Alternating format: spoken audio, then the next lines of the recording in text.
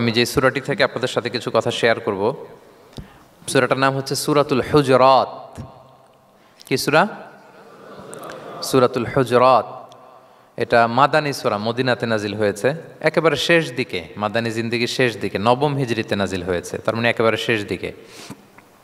এটা কোরআনের সূরার যে ধারাক্রম সে অনুযায়ী ৪৯ নম্বর সূরা এবং সূরার আয়াত সংখ্যা ১৮। এই সূরাটাকে সূরাতুল আখলাক বলা হয়, মানে আমাদের আখলাক যাতে সুন্দর হয় এরকম 10টা কমান্ডমেন্টস আল্লাহ তাআলা ইনস্ট্রাকশন এই সূরাতে দিয়েছেন। আমাদের সমাজটা যাতে পিসফুল সোসাইটি হয়, হ্যাঁ, আল্লাহ তাআলা কিছু মোরাল স্ট্যান্ডার্ড, কিছু ইথিক্যাল স্ট্যান্ডার্ড, কিছু ম্যানার আমাদেরকে শিখিয়েছেন। কোরআন কিন্তু আমাদেরকে ম্যানার শিখায়। কি শিখায়?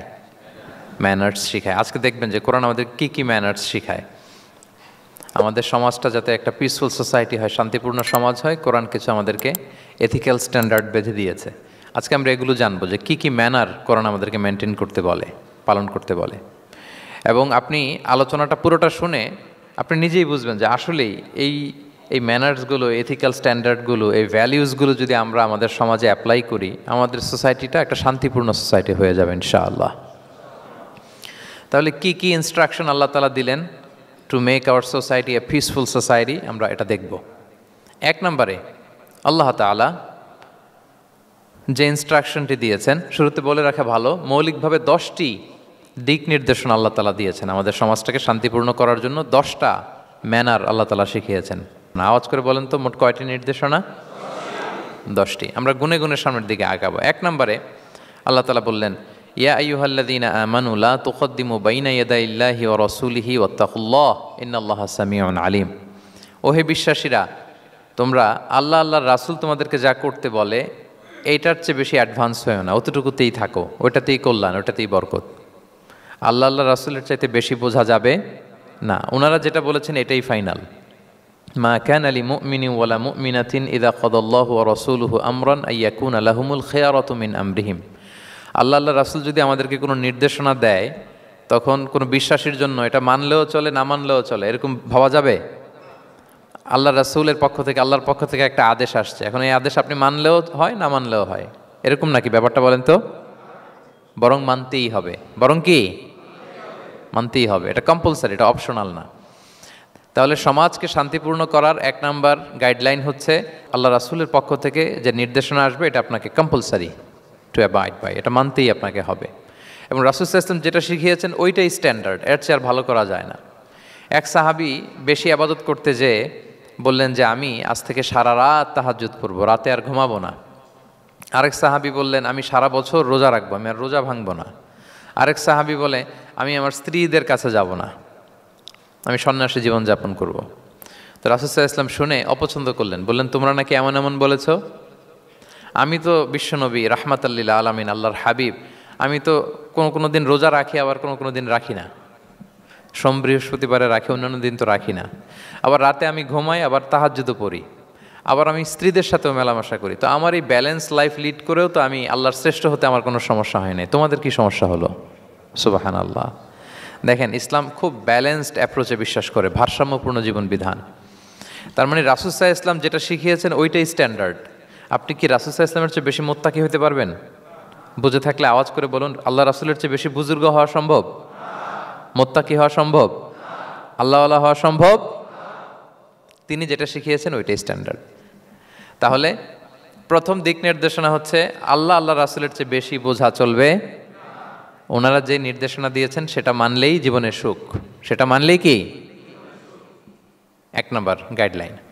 সমাজ যদি শান্তিপূর্ণ সমাজ আমরা পেতে চাই, পিসফুল সোসাইটি যদি পেতে চাই। 2 নম্বর গাইডলাইন হচ্ছে আল্লাহ তাআলা বলছেন, ইয়া আইয়ুহাল্লাযীনা আমানু লা তারফাউ আসওয়াতাকুম ফাওকা সাওতিন নবী ওয়া লা তাজহারু লাহু বিল কওলি কাজাহরি বা'দিকুম লিবা'দিন আন তাহবাতা আমালুকুম ওয়া আনতুম লা তাশউরুন।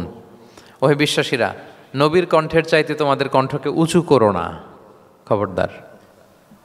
যদি করো, নিজেরা নিজেদের সাথে যেভাবে কথা বলো, নবীর সাথে যদি এভাবে কথা বলো, তাহলে তোমাদের সব আমলগুলোকে বাতিল করে দিবে কে? এই আয়াত নাজিলের একটা প্রেক্ষাপট আছে। বনু তামিম গোত্রের লিডার কে হবে এটা নিয়ে ডিসকাশন হচ্ছিল। তো আবু বকর রাদিয়াল্লাহু তাআলা আনহু বললেন আমি চাই উনি হোক লিডার। ওমরে ফারুক বলে না না না, উনি না, আপনি বুঝতে পারেন নাই, আমি চাই ইনি হোক। আবু বকর বলে, ওমর তুমি ঠিক বলো না, আমি বললে তুমি খুলে উল্টাটা বলো, উনি হলে ভালো হয়। ওমরে ফারুক বলে, না না না, উনি না, উনি হলে। এই যে উনি উনি করে দুইজন তর্ক বিতর্ক করতে করতে ওনাদের কণ্ঠটা রাসূল সাল্লাল্লাহু আলাইহি ওয়াসাল্লামের কণ্ঠের চাইতে একটু উঁচু হয়ে গেল, যেটা দেখতে অনেকটা অশোভন ছিল, সুন্দর দেখাচ্ছিল না। তো রাসূল সাল্লাল্লাহু আলাইহি ওয়াসাল্লাম সামনে বসা, ওনার সামনে উঁচু গলা করে কেউ কথা বলবে, এটা আল্লাহ বরদাশত করলেন না। আরশের উপর থেকে আল্লাহ তাআলা আয়াত নাজিল করলেন, লা তারফাউ আসওয়াতাকুম ফাওকা সাওতিন নবী, খবরদার নবীর কণ্ঠের চাইতে যেন তোমাদের কণ্ঠ উঁচু হয়ে না যায়। যদি যায় তাহলে তোমাদের আমলগুলো বাতিল হয়ে যাবে, এবং নিজেরা নিজেদেরকে যেভাবে ডাকো সেভাবে ডেকো না, এরকম করলে আমল বাতিল হয়ে যাবে।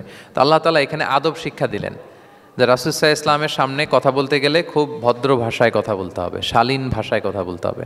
মজার ব্যাপার হচ্ছে, আপনারা জানেন কিনা জানি না, যারা হজ উমরা করেছেন আপনারা দেখবেন যে রাসূল সাল্লাল্লাহু আলাইহি ওয়াসাল্লামের পবিত্র কবরের উপর এই আয়াতটা এখনও লেখা আছে যে লা তারফাউ আসওয়াতাকুম ফাওকা সাওতিন নবী, নবীর কণ্ঠের চাইতে যেন কণ্ঠ উঁচু হয়ে না যায়।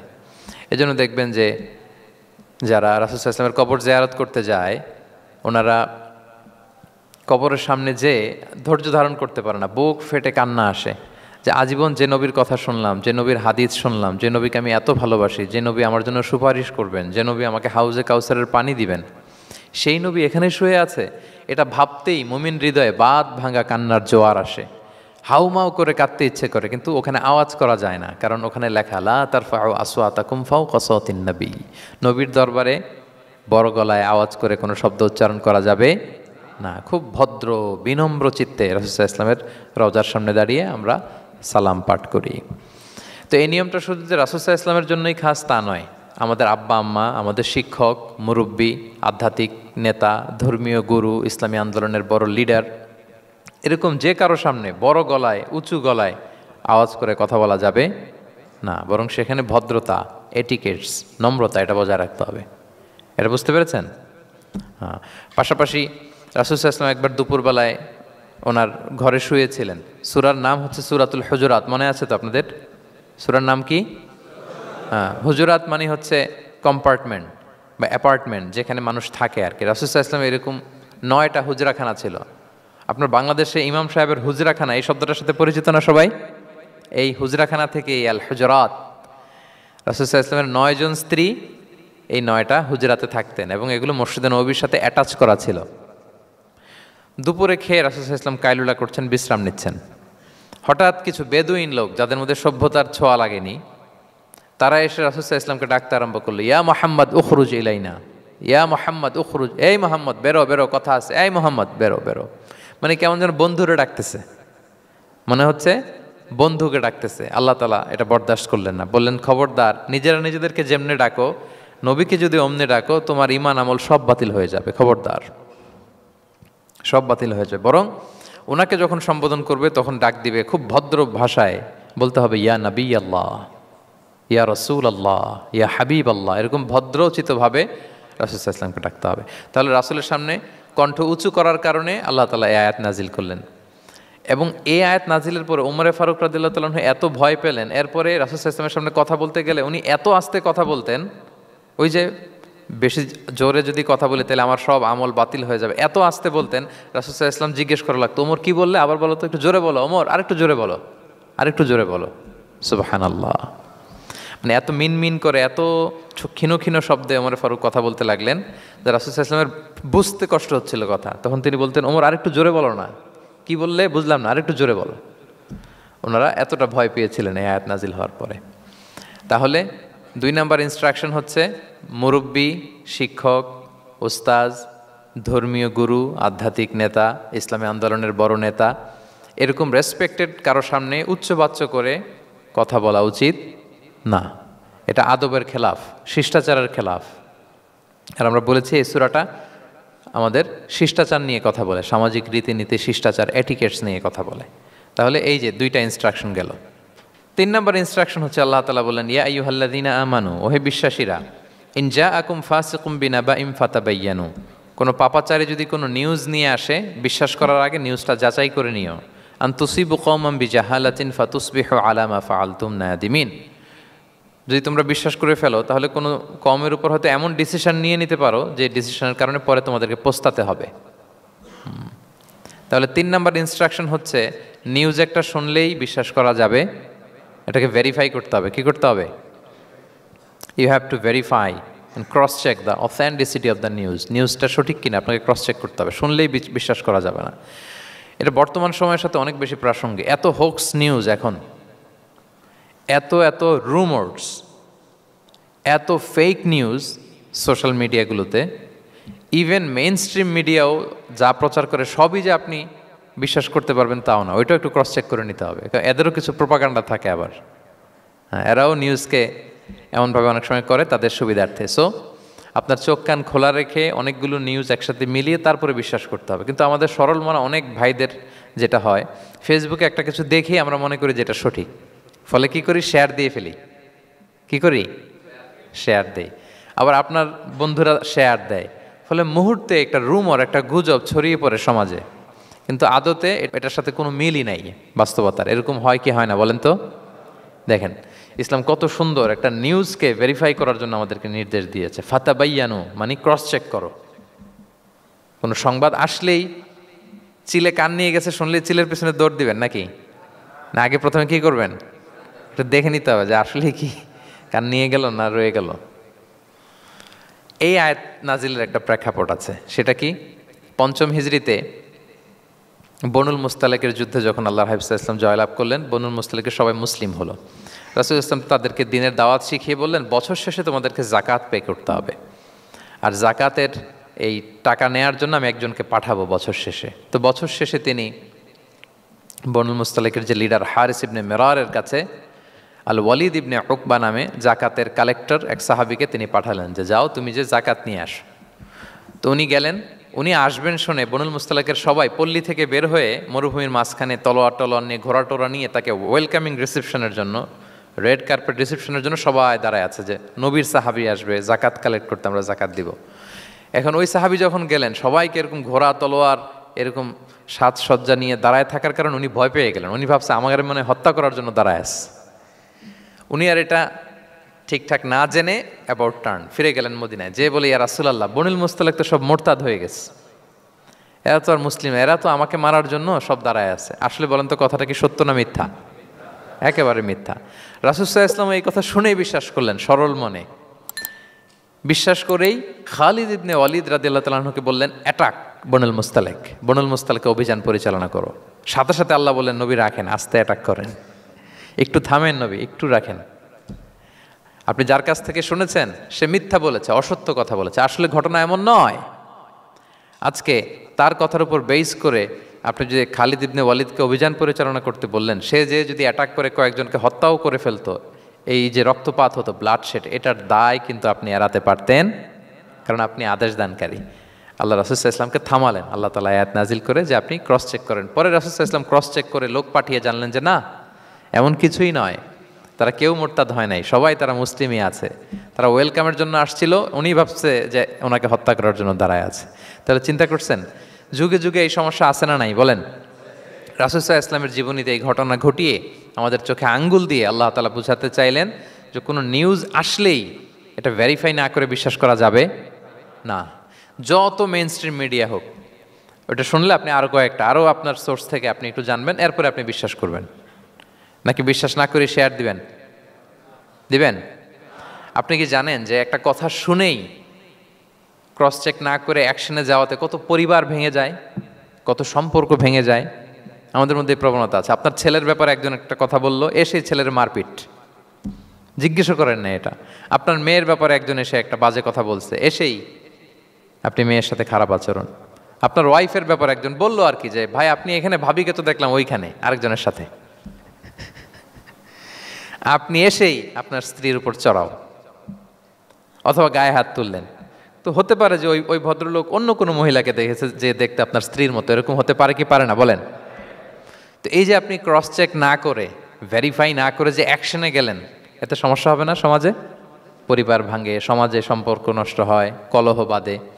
এই জন্য আল্লাহ তাআলা বলেন যে সোসাইটিটাকে যদি পিসফুল করতে চাও, ইযা জাআকুম ফাসিকুম বিনাবাইন ফাতাবায়ানু, নিউজ আসলেই বিশ্বাস করো না। You have to cross check, you have to justify, and you have to verify the news. মনে থাকবে? তাহলে আজকে থেকে ফেসবুকে একটা পেলে আমরা কি করব? শেয়ার দিয়ে দিব। কি শেয়ার দিবেন না? কি করব? যাচাই বাছাই করব, ক্রস চেক করব। এখন অবশ্য ক্রস চেক করার জন্য কিছু কিছু প্ল্যাটফর্ম বেরিয়েছে, তারা অবশ্য যেগুলো খুব বেশি ছড়িয়ে পড়ে নিউজ, সেগুলো যদি ভুল হয় তারা ক্রস চেক করে তারা সামাজিক সচেতনতা তৈরি করে। তো আমরা প্রত্যেকেই দায়িত্বশীল হলে এই গুজবগুলো স্প্রেড করা থেকে আমরা বিরত থাকতে পারি। নিউজ শুনলেই আমরা এখন বিশ্বাস করব না, আগে ক্রস চেক করে নেব, তা না হলে আমরা বিপদে পড়তে পারি। কি বলেন? এমন কোনো কাজ করে ফেলতে পারি যেটার কারণে পরে লজ্জিত হব। তো আমরা আগে থেকেই সাবধান হয়ে যাই। 4 নম্বরে আল্লাহ তাআলা বললেন, ওয়া ইন তাইফাতানি মিনাল মুমিনিনা ক্তাতালু ফাসলিহু বাইনাহুমা। বিশ্বাসীদের মধ্যে 2 গ্রুপ যদি মারামারি লাগে তাহলে তুমি মিলিয়ে দাও, ইসলাহ করো, ইসলাহু যাতিল বাইন, মিলিয়ে দাও, মীমাংসা করে দাও, বিরোধ নিষ্পন্ন করে দাও।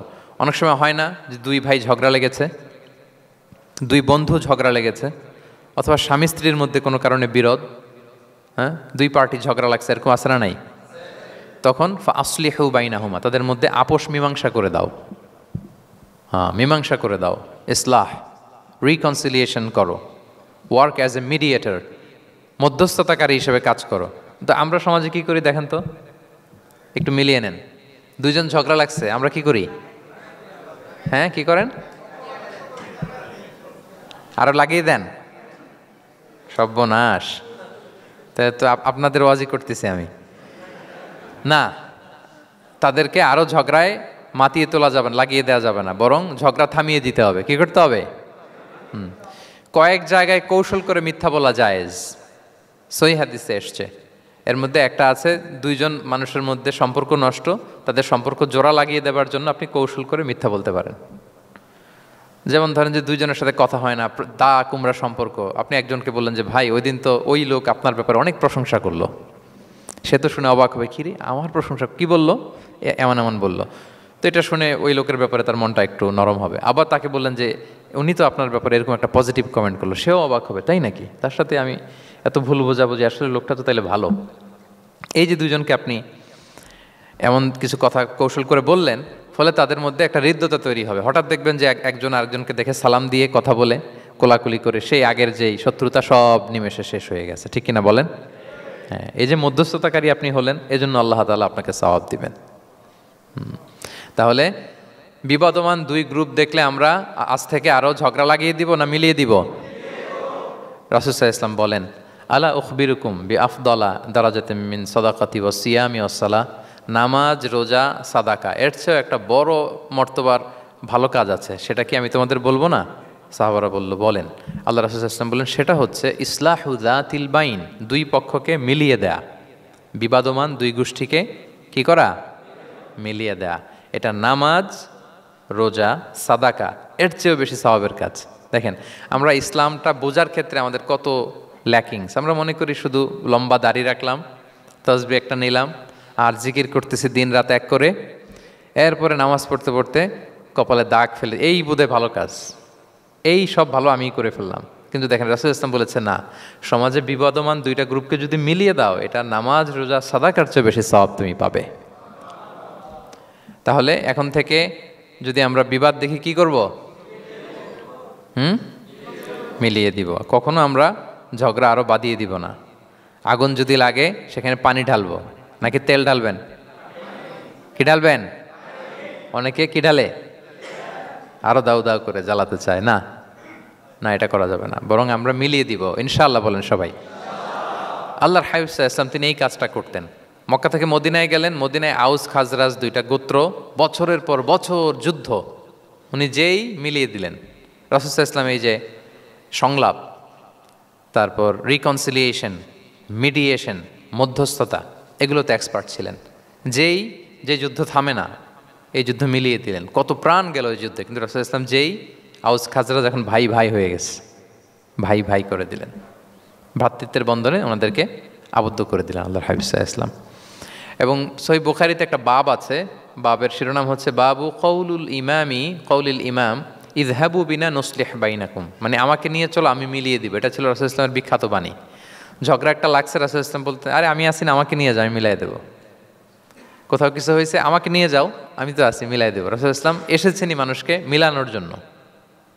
গড়ার জন্য এসেছেন, ভাঙার জন্য নয়।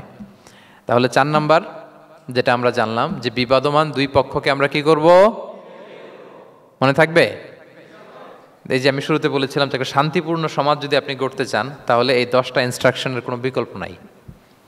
এখানে সোশ্যাল নর্মস, কিছু মোরালিটি, কিছু ভ্যালিউজ, বিশেষ করে ম্যানার্স আমাদেরকে শিখিয়েছেন আল্লাহ তাআলা। তাহলে 4টা জানলাম, কয়টা? 5 নম্বরে আল্লাহ বলেন, ইয়া আইয়ুহাল্লাযীনা আমানু লা ইয়াসখার কওমুন মিন কওম আসা আন ইয়াকুনু খায়রাম মিনহুম। ওহে বিশ্বাসীরা, তোমরা একে অপরকে তুচ্ছ তাচ্ছিল্য করো না, হাসি ঠাট্টা করো না, কাউকে সুখরিয়া মানে কাউকে তুচ্ছ করা, কাউকে নিয়ে ব্যঙ্গ করা, হাসি তামাশা করা, এটা করো না, এটা কবিরা গুনাহ। মানে এমন কোনো কথা বলো না যাতে তোমার ভাইয়ের মনে কষ্ট হয়, এরকম কিছু বলা যাবে না। আমরা অনেক সময় এটা করে ফেলি, এমন কথা বলি যেটাতে আরেক ভাই বা আরেক বোন কষ্ট পায়। আমরা খুব সিম্পলি বলি, কিন্তু এটা কবিরা গুনাহ। এটা কি? বিশেষ করে তার আকৃতি নিয়ে আপনি কিছু বলতে পারবেন না, এটা বড় কবিরা গুনাহ। এটাকে বডি শেমিং বলে। কি বলে? বডি শেমিং হারাম। কারণ বডি স্ট্রাকচার এটা কি আমার ইচ্ছে মতো হয়েছে না আল্লাহ বানাইছে? আচ্ছা, আপনি যে এত সুন্দর ফর্সা, কে বানালো? হ্যাঁ, আবার আরেকজন যে একটু শ্যামবর্ণের, তাকে কে বানালো? আপনি লম্বা, কে বানালো? কেউ খর্বাকৃতির, খাটো, তাকে কে বানালো? তাহলে আপনি আকৃতি নিয়ে তাকে যদি ঠাট্টা করেন, আসলে কি ঠাট্টা কি তাকে করা হলো নাকি আল্লাহকে? কারণ আসল ডিজাইনারটা কে? হুয়াল্লাযী ইউসাউবিরুকুম ফিল আরহামি কাইফা ইয়াশা। আল্লাহ তাআলা তোমাদেরকে যেমন চেয়েছেন ঠিক তেমন মাতৃগর্ভে তোমাদেরকে ডিজাইন করেছেন, তোমাদের আকৃতি দিয়েছেন। এজন্য কারো আকৃতি নিয়ে অবজ্ঞা করা, তুচ্ছ করা, হেয় করা, এটা প্রকারান্তরে আল্লাহকে অবজ্ঞা করার সমান। দ্য ক্রিয়েটর, যিনি স্রষ্টা, তাকে আপনি অবজ্ঞা করেছেন, ঠিক কিনা বলেন? তাহলে এখন কারো আকৃতি নিয়ে কিছু বলবেন? আমরা বাংলাদেশে এরকম বলি না? বেশি মোটা হলে তাকে একটা নাম দিয়ে ফেলি। হ্যাঁ, কি বলি? কি বলেন? মোটু। তারপর কেউ চিকন হলে তাকে একটা নাম দিয়ে ফেলি, চিকন আলী। এরপর ধরেন যে কারো হয়তো নাক ছোট, চোখ ছোট, তাকে চাকমা বলে আমাদের এলাকায়। হ্যাঁ, নাক ছোট চাকমা। তো এটা হইল? তো সে কি নিজে তার নাককে এরকম বানাইছে? এরকম নানা ধরনের আকৃতির অনেক কিছু হতে পারে। এই যে বডি শেমিং, এটা হারাম। এটা কি? এবং জরিপে এসেছে অনেক বাচ্চারা স্কুলে যেতে চায় না তার দেহের বিভিন্ন আকৃতি নিয়ে, তার বন্ধুরা তাকে টিস করার কারণে। খুব মোটা সে, তাকে নিয়ে তার ফ্রেন্ডরা এমন কথা বলে, সে আর স্কুলে যাওয়ার প্রতি আগ্রহ ফিরে পায় না। তো এটা কত বড় সামাজিক সমস্যা আপনি খেয়াল করেছেন? হ্যাঁ, কখনো কারো আকৃতি নিয়ে কোনো কমেন্টস করা যাবে? কারণ আকৃতিটা দিয়েছে কে? এটা খবরদার, এটা বড় কবিরা গুনাহ। আব্দুল্লাহ ইবনে মাসউদ রাদিয়াল্লাহু তাআলা আনহু, এই সাহাবী, ওনার পা দুইটা ছিল চিকন পা। উনি একবার আরাক গাছের চূড়ায় উঠেছেন, মেসোয়াকের ডাল ভেঙে মেসোয়াক করবেন। বাতাসের ঝাপটা ওনার লুঙ্গিটা একটু সরে গিয়েছে, পা দুইটা দেখা গিয়েছে। তো এত চিকন পা দেখে সাহাবারা সবাই হাসতেছে নিচে। রাসূল ইসলাম বললেন, ব্যাপার কি, তোমরা হাসো কেন? বলে যে ইবনে মাসউদের পাগুলো দেখে দেখেনি রাসূল কত চিকন পা, হাসতেছে। রাসূল ইসলাম রাগান্বিত হলেন, বললেন, ওই সত্তার শপথ যার হাতে আমার আত্মা, ওই আল্লাহর কসম করে আমি বলি, লাহুমা আসকালু ফিল মিজান মিন উহুদ, এই পা দুটো মিজানের পাল্লায় রাখা হলে কিয়ামতের দিন উহুদ পাহাড়ের চেয়ে বেশি ভারী হয়ে যাবে। তার মানে এত সম্মান ইবনে মাসউদের, সম্মান আল্লাহর কাছে, কল্পনা করেন, উহুদ পাহাড়ের চেয়ে বেশি ভারী হয়ে যাবে। কিন্তু আমরা অনেক সময় এই মানুষের আকৃতি নিয়ে তুচ্ছ তাচ্ছিল্য করি। রাসূল সাল্লাল্লাহু আলাইহি ওয়াসাল্লামের একজন স্ত্রী ছিল, নাম সফিয়া। কি নাম? সফিয়া বিনতে হুয়াই ইবনুল আখতাব। উনি আকৃতিতে কিছুটা খাটো ছিলেন এবং একটু স্থূলাকৃতির ছিলেন। তো এটাকে একটু ইঙ্গিত করে আম্মাজান আয়েশা রাদিয়াল্লাহু তাআলা আনহা একবার একটা শব্দ ব্যবহার করেছেন, মানে শব্দ দিয়ে কৌশলে বুঝিয়েছেন, তানি কসিরা, মানে আপনার সেই খাটো স্ত্রী সফিয়া। নারীদের মধ্যে এটা থাকে স্বাভাবিক, মানবীয় কারণে। একাধিক স্ত্রী হলে মানবীয় কারণে একটু জেলাসি বা একটু কিছু বিষয় থাকে, এটা থেকে মানুষ বেরোতে পারে না, এবং সেটা নবীদের স্ত্রীরাও সেটা থেকে বেরোয়া সম্ভব ছিল না। তো কথা বলতে বলতে এমন একটা শব্দ বললেন যেটা দিয়ে সফিয়া রাদিয়াল্লাহু তাআলা আনহাকে বুঝালেন যে আপনার অমুক স্ত্রী, মানে তিনি আকৃতিতে কিছুটা খাটো এবং কিছুটা স্থূলাকৃতির। এই শব্দটা রাসূল ইসলাম পছন্দ করলেন না, বললেন, আয়েশা এটা তুমি কি বললে? আয়েশা তুমি কি জানো, লাকুত কুলতি কালিমা, তুমি এমন একটা শব্দ বলেছো সফিয়ার ব্যাপারে, লাউ মুজিজাত বিমা ইল বাহরিলা মাজহাজাতহু, এই শব্দটা যদি নীল সাগরে ছেড়ে দেয়া হয় তাহলে এই শব্দের পঙ্কিলতার কারণে নীল সাগরের পানি মুহূর্তেই কালো হয়ে যাবে। আর এরকম শব্দ যেন আমি না শুনি। আমার জান আয়েশা রাদিয়াল্লাহু তাআলা সচেতন হয়ে গেলেন, আর কখনো এরকম বলেননি। দেখেন রাসূলুল্লাহ ইসলাম কখনো এই বডি শেমিংকে স্পেস দিতেন না, কখনো না। আমরা এগুলোকে ছোট মনে করি, কিন্তু যাকে আপনি বলেন সে অনেক কষ্ট পায় মনে, সে খুব মনে কষ্ট পায়, এজন্য এটা বলা যাবে না, খবরদার। রাসূলুল্লাহ সাল্লাল্লাহু আলাইহি ওয়াসাল্লাম বলেন, ইন্নাল আবদা লা ইয়াতাকাল্লামু বিল কালিমাতি মা ইয়াতাবায়্যানু ফিহা ইয়াজিল্লু বিহা ফিন্নার। মানুষ অনেক সময় মুখ ফসকে এমন কমেন্ট করে ফেলে অন্যের ব্যাপারে, এটা দিয়ে সে মাঝে মাঝে জাহান্নামী হয়ে যায়, কিন্তু সে ভাবেই নাই এই শব্দে আমাকে জাহান্নামে ঢুকাবে। কারণ এই মুখ দিয়ে যা বেরোয় এটা বলতে অনেক সাবধানে। রাসূলুল্লাহ ইসলাম বলেছেন, দুইটা অঙ্গের গ্যারান্টি যদি কেউ আমাকে দেয় আমি তাকে জান্নাতের গ্যারান্টি দেই। মাইয়াদমান লি মা বাইনা লিহিয়াইহি ওয়া মা বাইনা রিজিলাইহি আদমান লাহুল জান্নাহ। দুই অঙ্গের গ্যারান্টি যে দেয় তাকে আমি জান্নাতের গ্যারান্টি দেয়। এক হচ্ছে দুই চোয়ালের মাঝখানে যা আছে মানে জিব্বা, এই জিব্বার গ্যারান্টি যদি দেয়। আরেকটা হচ্ছে দুই পায়ের মাঝখানে যা আছে মানে মানুষের প্রাইভেট। এই দুইটা অঙ্গের গ্যারান্টি যদি কেউ দেয় যে এই দুই অঙ্গ দিয়ে আমি কোনো পাপ কাজ সংগঠিত করব না, বিশ্বনবী সাল্লাল্লাহু আলাইহি ওয়াসাল্লাম বলেন আমি আমার ওই উম্মতকে জান্নাতের গ্যারান্টি দেই। তাহলে তুচ্ছ তাচ্ছিল্য ঠাট্টা বিদ্রুপ করা যাবে না। 6 নম্বরে ওয়ালা তালমিজু আনফুসাকুম, তোমরা অন্যের বদনাম করে বেরিও না। লামজ আসছে লুমাজা থেকে, ওয়াইলুল লিকুল্লি হুমাজাতিল লুমাজা, যে প্রকাশ্যে অন্যের বদনাম করে বেড়ায়, অন্যের দোষ খুঁজে বেড়ায়। একদল লোক আছে দেখবেন শুধু অন্যের দোষ খোঁজে, নিজের দিকে আঙ্গুল যায় না। কিন্তু এইভাবে আরেকজনের দিকে আঙ্গুল দিলে যে 3টা আঙ্গুল নিজের দিকে যায় এটা আবার ভুলে যায়। কাউকে যদি আমি এরকম করি, আমার দিকে কয় আঙ্গুল বলেন? এই 3টা কার দিকে? আর আরেকজনের দিকে 1 আঙ্গুল। তো কাউকে কিছু বলার আগে 3 বার নিজেরটা ভাববেন যে নিজে কি করেন। ওলা তাল মিজাং, অন্যের বদনাম করো না, প্রকাশ্যে অন্যের দোষ খোঁজো না। সবচেয়ে বুদ্ধিমান সে যে নিজের দোষ খোঁজে, নিজের সমালোচনা যে করতে পারে সেই সর্বাপেক্ষা বুদ্ধিমান। কিন্তু আমরা একদল আছি শুধু সমালোচনা, ওর এই সমস্যা, ওর এইটা, ওর ওর মানে তার দায়িত্ব হচ্ছে সবার সমস্যা বের করা। এরকম দায়িত্বপ্রাপ্ত কিছু লোক আছে না নাই? সবাই না, এগুলো থেকে আমাদের বেরিয়ে আসতে হবে। অন্যের দোষ খোঁজা বাদ দিতে হবে, দোষ খুঁজলে নিজের দোষ খুঁজতে হবে। আমরা আত্মসমালোচনা করবো। খেয়াল রাখবেন সবচেয়ে ভালো হচ্ছে আত্মসমালোচনা, সবচেয়ে ভালো কি? তারপরে মোটামুটি ভালো হচ্ছে আলোচনা, আর সবচেয়ে খারাপ হচ্ছে সমালোচনা। কিন্তু আমরা সবচেয়ে করি বেশি কোনটা? এটা চেঞ্জ করতে হবে, আত্মসমালোচনা বাড়াইতে হবে। আমি প্রায় একটা কথা বলি, small people talk about people, average people talk about things, and great people talk about ideas. ছোট মনের মানুষ যারা, এরা মানুষ নিয়ে কথা বলে, এর এই সমস্যা ওর। মাঝারি ধরনের যারা, এরা বিভিন্ন বিষয় নিয়ে, ঘটনা নিয়ে কথা বলে। গ্রেট মাইন্ড যারা, এরা আইডিয়া নিয়ে কথা বলে, যে এই আইডিয়া ইমপ্লিমেন্ট করলে সমাজের এটা সমাধান হবে, এই আইডিয়া জেনারেট করতে পারলে এইটা কাজ হবে। তো এখন বলেন, আপনি কি ছোট মনের মানুষ হবেন না বড় মনের? অন্যের দোষ খুঁজবো আর তাহলে কারটা খুঁজবো? ইনশাল্লাহ বলেন সবাই। কটা গেল? 7 নাম্বার, ওয়ালা তানাবাজু বিল আলকাব, কাউকে মন্দ উপনামে ডেকো না। মন্দ উপনামে ডেকো না মানে কাউকে একটা বিশেষ নাম দিও না, তার নামটা সুন্দরভাবে ডাকো। নাম বিকৃতি করা কবিরা গুনাহ। নাম আপনি বলুন, হুজুর এটা একটা কথা হইলো, নাম বিকৃতি করছি তো কি হয়েছে? এটা আপনার কাছে সমস্যা নাই। ধরেন যে ওই লোকের নাম আব্দুল্লাহ, আপনার কাছে আব্দুল্লাহ এটা সিম্পল, ধুর আব্দুল্লাহ একটা কিছু হইলো। কিন্তু যার নাম আব্দুল্লাহ তার কাছে এটা অনেক দামি। তার কাছে কি? কারণ এটা তার পরিচয় বহন করে। ধরেন যে আমার নাম কি মিজান, আপনার কাছে মনে হয় আরে মিজান একটা নাম হইলো, তা আমার কাছে তো এটা অনেক গুরুত্বপূর্ণ, কারণ এটা আমার পরিচয় বহন করে। এই নামে মানুষ আমাকে ডাকে, ফলে এটা আমার খুব আদরের, আমার কাছে বড্ড যত্নের, দরদের নামটা। আপনার কাছে নাও হতে পারে। মানুষ প্রত্যেকে তার নিজের নামকে খুব পছন্দ করে। দেখবেন যে মানুষ কাগজ পেলে নিজের নামটা লেখে, সিগনেচার দেয় একটা, দেখবেন দেয়। এরপর দেখবেন যে সি বিচে ঘুরতে গেলে বালুর মধ্যে নিজের নামটা লিখে, দেখবেন লিখে। শুধু তাই না, লিখে আবার একটা লাভ আঁকে, লাভ চারদিকে আঁকে। কেন আঁকে? কারণ এই নামটা সে পছন্দ করে অনেক, এটা তার কাছে গুরুত্বপূর্ণ, আপনার কাছে নাও হতে পারে। এজন্য প্রত্যেকে প্রত্যেকের নামটা তার কাছে খুব আদরের যত্নের, তার নামটা আপনি সুন্দরভাবে বলবেন। নাম আপনি বিকৃত করতে পারবেন না। এটা কি গুনাহ?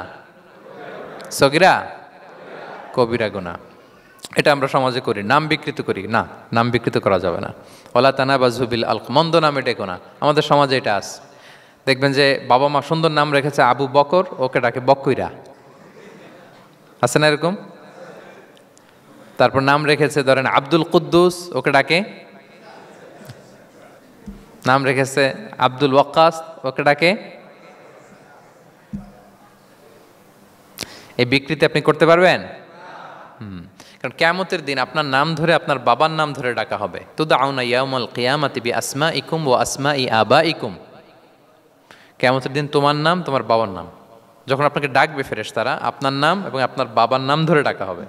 এজন্য রাসূল সাল্লাল্লাহু আলাইহি ওয়াসাল্লাম বলেন, ফা আহসিনু আসমাক, তোমাদের নামগুলো সুন্দর রেখো, নাহলে সেই দিন ডাকবে বল্টুর ছেলে কল্টু দাঁড়াও, তখন এই কোটি কোটি মানুষের সামনে আপনি এই নাম নিয়ে দাঁড়াবেন আর লজ্জায় পড়বেন।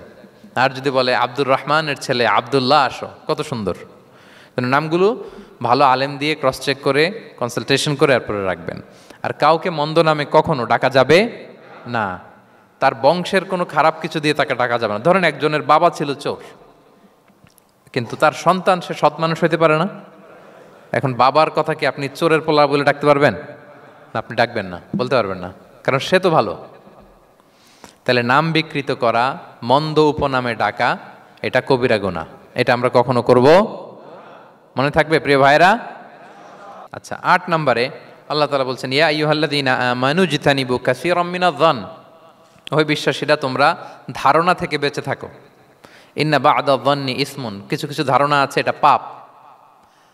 ধারণা, অ্যাজাম্পশন করে কথা বলা নিষেধ। ধারণার উপর বেস করে কথা বলা যাবে। অনেকে ধারণার উপর কথা বলে, বেশিরভাগ ধারণাই মিথ্যা হয়। ধারণার বেশিরভাগ কি হয়? সো আপনি ধারণা, বেসড অন ধারণা আপনি কোনো কথা বলতে পারবেন, মানে যেটাকে আমরা বাংলায় বলি আন্দাজে কথা বলা। বাংলা আমরা কি বলি? আন্দাজে আপনি কিছু বলতে পারবেন না, আপনাকে নিশ্চিত হইতে হবে। আমরা খালি চোখে যা দেখি, বাস্তবে ওই ঘটনা নাও হতে পারে এরকম। হোয়াট এভার উই সি, এটা রিয়েল সিনারি নাও হতে পারে, কিন্তু ভেতরে হয়তো এমন কিছু একটা আছে যেটা আমরা জানি না। এজন্য ধারণা করে কথা বলা নিষেধ ইসলামে। ওয়া ইন্না যান্না লা ইউগনি মিনাল হাক্কি শাইআ, আল্লাহ বলেন ধারণা কখনো সত্যের বিকল্প হতে পারে না। আপনাকে সত্যটা জেনে বলতে হবে, আপনি ধারণার উপর কিছু বলতে। আমরা এরকম সমাজে অনেক করি, অনেক আপনি পাবেন। দেখবেন যে ধরেন যে আপনাকে আপনার এক বন্ধু দেখলো, রিক্সা দিয়ে যাচ্ছেন, আপনার পাশে এক নারী বসা, তো সে অনেক কিছু খারাপ ধারণা করতে পারে। এরকম হয় না সমাজে? তো এমন হতে পারে যে আপনি আপনার ছোট বোনকে নিয়ে বেরিয়েছেন, হতে পারে না? কিন্তু আপনি তো একটা ধারণা করে ফেললেন অন্য কিছু। বা আপনার ভাগ্নিকে নিয়ে বের হয়েছেন, আপনার খালাকে, আপন খালাকে নিয়ে বেরিয়েছেন কোনো কাজে, ডাক্তারের কাছে, বা কিছু একটা হতে পারে। কিন্তু তাকে দেখেই আমি এদিক সেদিক বলতে আরম্ভ করলাম যে ওকে তো দেখছি এরকম এরকম এরকম, আছে না নাই? আমাদের সমাজে আমি দেখেছি যে কারো যদি ঠোঁট কালো হয় তো মানুষ ধারণা করে নেয় লোকটা মনে হয় সিগারেট খায়। কিন্তু সিগারেট সেবন করা ছাড়াও কারো ঠোঁট কালো হতে পারে কি পারে না বলেন? এই যে এগুলো সমাজে প্রচলিত। বিয়ে করার পর পর ইমিডিয়েট যদি কেউ একটা গাড়ি কিনে বা হুন্ডা কিনে, এটা কি বলে বলেন তো? এই বোধহয় শ্বশুর বাড়ি থেকে যৌতুক নিয়ে আসছে। দেখছেন, এরকম ভুরি ভুরি আপনি সমাজে পাবেন যে আন্দাজে ধারণার উপরে আমরা অনেক কথা বলে ফেলি, কিন্তু নিশ্চিত না হয়ে আপনি কোনো কমেন্টসে যেতে পারবেন না, এটা একেবারে নিষেধ। 9 নম্বরে আল্লাহ বললেন ওয়ালা তাজাসসু, গোয়েন্দাগিরি করো না, স্পাইগিরি করো না, অন্যের ব্যক্তিগত বিষয় নিয়ে খোটাখুটি করো না। এরকম স্বভাব আমাদের অনেকের আছে না নাই? অনেকে দেখবেন যে অনেকের প্রাইভেট বিষয় নিয়ে খোঁচাখুচি করতে সে বড্ড মজা পায়, আছে এরকম? এটা হারাম, আওয়াজ করে বলুন এটা কি?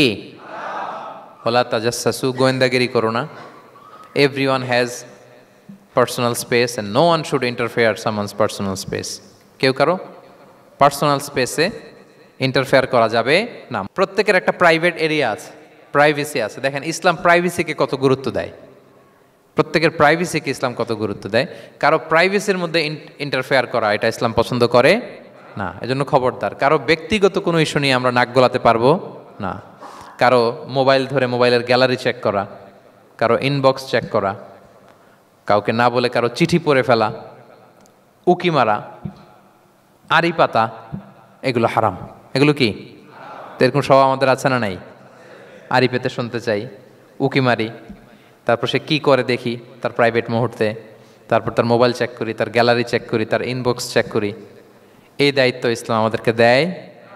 এমনকি ইসলামী রাষ্ট্রও যদি হয়, ইসলামী রাষ্ট্রের জন্য এটা দায়িত্ব না যে প্রত্যেকে ব্যক্তিগত তার বেডরুমে তার প্রাইভেট লাইফে কি করে এটা দেখা, ইটস নট হিজ বিজনেস। ইসলামী রাষ্ট্র মানুষকে ন্যায়, কল্যাণের পথ, সুন্দর জীবন পরিচালনার জন্য উৎসাহিত করবে, কিন্তু প্রত্যেকে প্রাইভেট লাইফে কি করে ওইটা সিসি ক্যামেরা লাগিয়ে দেখা, এটা কারো দায়িত্বের মধ্যে পড়ে না। এটা একেবারে নিষেধ। এটাকে বলে তাজাসসুস, গোয়েন্দাগিরি করা। বরং ইসলাম কি উৎসাহিত করে জানেন? অন্যের দোষ দেখলে এটাকে গোপন রাখতে উৎসাহিত করে। গোপন রাখবেন। মান সাতারা আইবান সাতারাহুল্লাহু ইয়াউমাল কিয়ামা। কেউ যদি তার ভাইয়ের দোষ গোপন রাখে, কিয়ামতের দিন আল্লাহ তার দোষ গোপন রাখবে। ওমান কাশাফা আওরাতা আখি, বিষ্ণু বলেন, কিন্তু কেউ যদি তার ভাইয়ের কোনো গোপন জিনিস প্রকাশ করে দেয়, কাশাফাল্লাহু আওরাতাহু, আল্লাহ তার সব গোপন জিনিস প্রকাশ করে দিবে। বলেন, আমাদের প্রত্যেকেরই গোপন জিনিস আছে না নাই? এখন আমাদের সব ভুল, সব গোপনীয়তা যদি প্রকাশ হয়ে যায়, কি হবে তখন? আল্লাহ নিজে দায়িত্ব নিচ্ছে যে তুমি যদি তোমার ভাইয়ের কিছু ফাঁস করো, তোমার হাড়ি আমি হাটে ভাঙবো। হাটে হাড়ি ভাঙবো তোমার আমি, তখন দেখা যাবে। আমাদের অনেকের এই মানসিকতা আছে, অন্যের প্রাইভেট বিষয় নিয়ে কখনো আপনি নাক গলাতে পারবেন না। কারো প্রাইভেসিতে আপনি ইন্টারফেয়ার করবেন না, কারো প্রাইভেট স্পেসে আপনি ইন্টারফেয়ার করবেন না। এটা খুব বাজে একটা স্বভাব, এটা ইসলাম হারাম করে দিয়েছে। আমাদের অনেকের মধ্যে আছে খুঁটে খুঁটে, ভাই এটা কি, ওইটা কি করছেন, সরকারি চাকরি না প্রাইভেট চাকরি, বেতন কত, বয়স কত, ওইটা কত, ওইটা কত, হাবি যাবি, এটা তার, ইটস নট হিজ বিজনেস। তারপর মানুষ খুঁচিয়ে খুঁচিয়ে, নিঃসন্তান দম্পতি আমি দেখেছি, তাদেরকে পেলে অনেকে, ভাই কি সমস্যা, কয় বছর হইল, বাচ্চা নিচ্ছেন না কেন, কবে হবে, কার সমস্যা, আপনার সমস্যা না ভাবির সমস্যা, বেটা তোর কি সমস্যা ওইটা বল। একজন নিঃসন্তান দম্পতি তারা কি স্ট্রাগলের মধ্য দিয়ে যায় আপনি জানেন? এটা তার জন্য পরীক্ষা। ওই পরীক্ষার মধ্যে আপনি খুঁচিয়ে খুঁচিয়ে, মানে সে kind of his a gynaecologist, সে আপনার ইয়ে করতেছে, ট্রিটমেন্ট দিচ্ছে, ভাই কি হয়েছে, এইটা ওইটা, তাদেরকে বিব্রত করে একটা পরিস্থিতিতে ফেলা, এম্বারাসিং একটা সিচুয়েশনে ফেলা, এটা হারাম। এই ম্যানারগুলো ইসলাম আমাদেরকে ধরে ধরে শেখায় যে এটা তোমার বিজনেস না, তুমি খুঁচিয়ে খুঁচিয়ে মানুষের ব্যক্তিগত বিষয় যেটাতে সে বিব্রত বোধ করে, এগুলো তুমি জিজ্ঞেস করতে পারো না। আল্লাহ বলেছেন খবরদার, ওলা তাজাসসু, ওলা তাজাসসু, গোয়েন্দাগিরি করো না, কারো ব্যক্তিগত বিষয় না। অনেকের এটাতে খুব ইন্টারেস্ট, কার স্ক্যান্ডাল বেরোইছে, প্রায় দেখবেন যে এরকম দেখা যায়, অমুক নেতার স্ক্যান্ডাল ফাঁস, অমুক নায়কের স্ক্যান্ডাল ফাঁস। তোমার স্ক্যান্ডাল কবে ফাঁস হবে এটা বলো? নিজের চরকায় তেল দিতে হবে, আরেকজনের কি হলো, তার কি ভুল আছে, দোষ ত্রুটি আছে, ওগুলো খুঁজে দেখার জন্য আল্লাহ আমাকে দুনিয়ায় পাঠায়। তাহলে আমরা যেন কারো প্রাইভেসি হ্যাম্পার না করি প্রিয় ভাইরা, এটা ইসলাম আমাদেরকে উৎসাহিত করে, নির্দেশনা দেয় যে আমরা কারো প্রাইভেট কোনো ইস্যু নিয়ে নাক গলাবো না, ব্যক্তিগত বিষয়ে নাক গলাবো না, কারো দোষ দেখলে এটা আমি গোপন রাখবো। কি করব? আনলেস ইউ আর এ জাজ, আপনি বিচারক, আপনার কাছে আসছে, তখন আপনি বিচার করবেন, কিন্তু এমনি এমনি আপনি জাজমেন্টাল হতে পারবেন না। You can not jump to the conclusion, একটা কিছু আন্দাজে বলে ফেলতে পারবেন না, এই দায়িত্ব আপনাকে দেয়া হয়নি। ইসলামে ব্যভিচারের মতো কোনো বিষয় দেখলেও আপনি বলতে পারবেন না। ব্যভিচার, অ্যাডাল্ট্রি, ফর্নিকেশন, জিনা, এগুলো দেখলে আপনি বলতে পারবেন না। বললে 4 জন নিয়ে বলতে হবে একসাথে। আপনি 3 জন যে যদি কাজের কাছে বলেন যে এই ছেলে আর মেয়েকে আমি অপকর্ম করতে দেখছি, কাজী 3 জনকে নিয়ে আগে 80 টাকার বেত মারবে পিঠে, তো করে দেখতে বলছে কে? তোমাদেরকে এই কাজ অবজার্ভ করতে বলেছে কে? কারণ 3 জন মিলে এই উইটনেস হবে না। 4 জন উইটনেস যদি থাকে তাইলে তাও আমরা দেখছি বললে হবে না, তারপরও মায়ের আরও রলি আমি বলি, 4 জন এসে যদি বলে যে আমি একজন নারী একজন পুরুষকে ন্যাকেড অবস্থায় এই ঘরে প্রবেশ করতে দেখছি, তারপর কাজে নিয়ে এই 4 জনের আশীর্বাদ দিবে, কারণ এতেও প্রমাণিত হয় নাই। তারা হয়তো একটা জায়গায় অবস্থান করেছে কিন্তু বড় ধরনের কোনো পাপের সাথে লিপ্ত হয় নাই হয়তো। তার মানে একেবারে চাক্ষুষ, তাও নারী দিয়ে এই উইটনেস হবে না, 4 জন পুরুষ এই পাপ কাজের চাক্ষুষ সাক্ষী ছিল।